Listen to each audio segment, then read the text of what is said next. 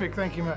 Thanks. Man versus myth, that's an age-old problem when you're constructing a documentary. To what degree did this tension shape your approach? Well, I think Elvis, number one thing is, we took an approach particularly when we found this 40 minutes of Elvis recorded just speaking unguarded. But Elvis says it himself. He says, well, the image is one thing. It's very hard to live up to an image, and the man is another, you know? And I think he acknowledges himself that he is in a work, an art form, where you create aspirational imagery and where you are on stage and you lift everyone up, but you seem more than human. And certainly in this show, from what we saw last night here in Sydney with people applauding every number, jumping up, dancing, this is 1,400 people. You go, yeah, on stage, he's so comfortable. He lifts everyone up. He seems more than human. Off stage, he's profoundly human. Camera crew, gentlemen. All right. It's a snapshot in time, without the context of his roots, without the excesses of the end. In some ways, that's a shortcoming. How much does it matter? How's it a shortcoming in what way, do you think? Well, we're only seeing him at his prime. We're not seeing what led him to that point, and we're not seeing the demise afterwards. Yes. Well, true about the demise, we'll come to that in a minute. But he does tell his story very quickly about where he came from. You know, you do see him talking about, being on Ed Sullivan. And now, ladies and gentlemen, yes, that's right, Elvis Presley.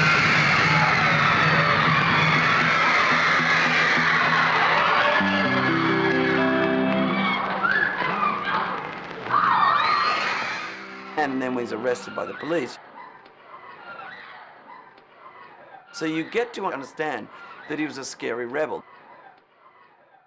Then we have the middle section, which is where I came to know him through the family-friendly films.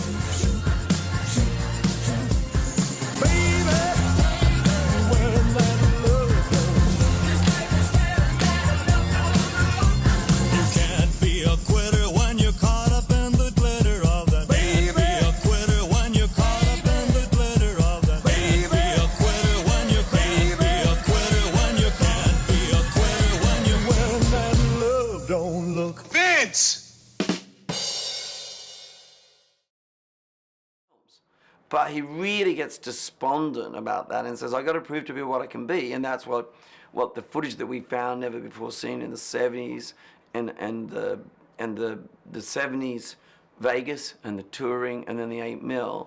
That's what that kind of reveals. About the demise, by the way, which I cover quite strongly, I think, in Elvis the film, which I'm not frightened of at all. He could barely stand up. Unchained Melody. From an album called Unchained Melody. Makes a lot of sense. Okay. But that night, he sang, as he always did, with all his heart and soul. How you like it so far? Time goes by so slowly, and time can do so much for you. Still mine. But, you know, when we got the footage, Jono Redman and I, and when we realized it took 2 years to claw the sound back and all that, working with Peter Jackson to bring it to the quality you're seeing, you know, we didn't even want to be descriptive. So there are hints. It's so fascinating how many people come up in the last 2 performances I've been to here, women saying they're crying, because they realize that the loneliness of being godlike, of being that famous. And what really happens is, he says, I really dream of going on touring to Japan. He was coming to Australia, right? Well, we're trying to give him the world tour he never had. But the fact is, after what you see in this show, him at his peak, he tours, he does it again and again and again. It's a bit like a bird hitting a glass window. And he doesn't really understand why. And I really believe in my heart, had he got the world tour that we're about to give him, it would have re-enlivened him again, because he was always wanting to explore the new and the different. And I think that would have heartened him and kept him more focused on the music and less on just spiraling. There are some wonderful glimpses into Elvis, the man, as opposed to the legend. Yeah. For example, he's got quite a sense of humour and he's quite witty. Yeah. I mean, I love that line where he's drinking a glass of water and he's referring to being on stage and he says, "Boy, it gets dry up there, like Bob Dylan sat in my mouth." Yeah. That's a wonderful line. It's very cool, and you know, he actually covers a Bob Dylan song, and beautifully. You just sort of wasted my precious time. Ooh, don't think twice, it's all right. Take it on. Bob Dylan famously says, I think one of the greatest things that ever happened in my life was when Elvis Presley covered one of my songs. And also the time that he's having a bit of interplay with the backup singers on stage. Yeah. I mean, that wasn't done, from what I could tell, for the audience. No, that no, was just the no. fact that he was having fun with his fellow workers. No. I've seen much more footage of him. I mean, he loved the Swedes. I mean, I don't know how well known it is, but Jerry Schilling was actually involved with one of the Sweet Inspirations. And Jerry told me this story where he was in a relationship and they were living in Elvis's house, and Jerry said, you know, it's going to be a problem, should we move? And Elvis said, are you kidding? Like, he loved them and they loved him. And actually, in the Sweet Inspiration version the year before, in '69, Cissy Houston was in it, and she had a young daughter called Whitney. And Whitney tells it beautifully. The time she met Elvis, she was about 10. She goes, you know, you didn't just go like, "Hello, Mr. Elvis, nice to meet you." She said, when you met Elvis, you just stared. And that lovely line where you've already said, the image is one thing, the human is another. Yeah. And it's very hard to live up to that image. On that score, what would you want to ask Elvis? Yeah, I mean, I think when it comes to, there's but a few icons at that level that have had, they're more than just singers or performers, they become culture, and they never are able to have the relationships that we have, because the love around them, the love that comes across the footlights. Now, I worked with Prince twice, and I knew Michael Jackson.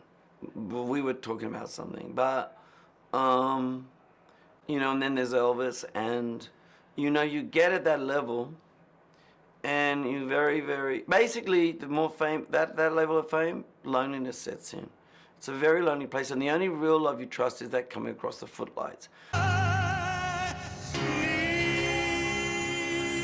need your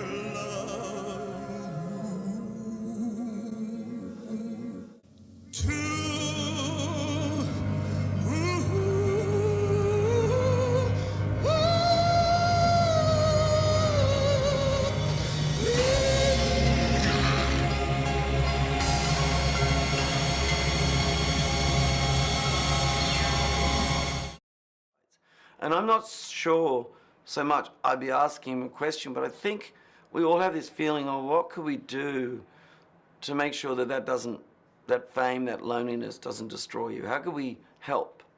I'm not sure anyone could, but certainly having good people around you that can ground you and intervene and all that would, I guess. I can't answer it because I don't know if that's solvable. What did Prince, Michael Jackson, and Elvis have in common? Well, they were all insanely famous from a very young age, one. And two, they all had such a profound love by their fans, reciprocal.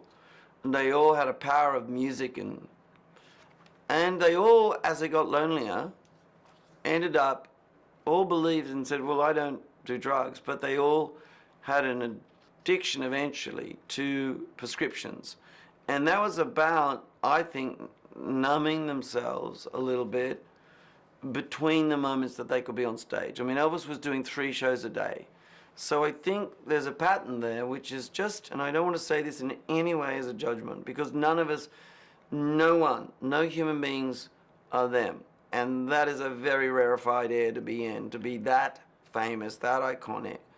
And all of them were at their most comfortable when they're on stage, giving their all to an audience. What does Catherine Martin make of all the garish jumpsuits and bat capes? baby. everywhere that love goes. You can't be a quitter when you're caught up in the glitter. Oh, I mean, we just look at them as costume, but I mean, Sim and I have worked on so many costumes and stuff together, but I think I can say with confidence, she has a little bit of a penchant, maybe I do, for a little bit of a sequin and a sparkle.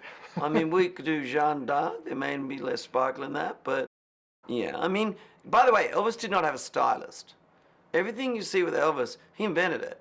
The sideburns, you know, collars, the clothes. I mean, those famous sunglasses, he just found them one day at a gas station and went, they're my glasses. He had an innate kind of sense of Elvis style. I assume you were born Barry? I wasn't. You weren't? No, Mark, actually. So when did you become Baz? Oh, it's this story where, like, I grew up, Dad was from the Vietnam War, we had short hair and blah, blah, blah. And I had top molt, and I run away, and I go to this, suddenly from a quite progressive school to this all-boys college, Christian Brothers College. And anyway, I suddenly grow my hair, which was super curly and very, like, out. And I never cut it, because I finally kind of grow my hair. And so they used to call me Basil Brush as a sort of put down. And I was kind of a bit of a mythomaniac, I suppose. I went like, I'm going to brand myself. So to thwart them, I go in, and then they call me Baz for short. It was a nickname. But I go into Depot, and at 19, I changed my name to Baz legally. And I put the two names together, Baz Mark. Thanks very much, Mark. Very cool. Cut there, please.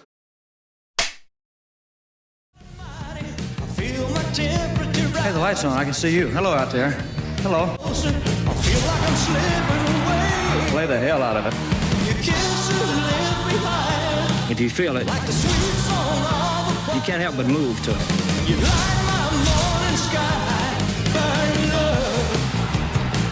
It's a new crowd out there. They haven't seen us before. So it's got to be like the first time we go on.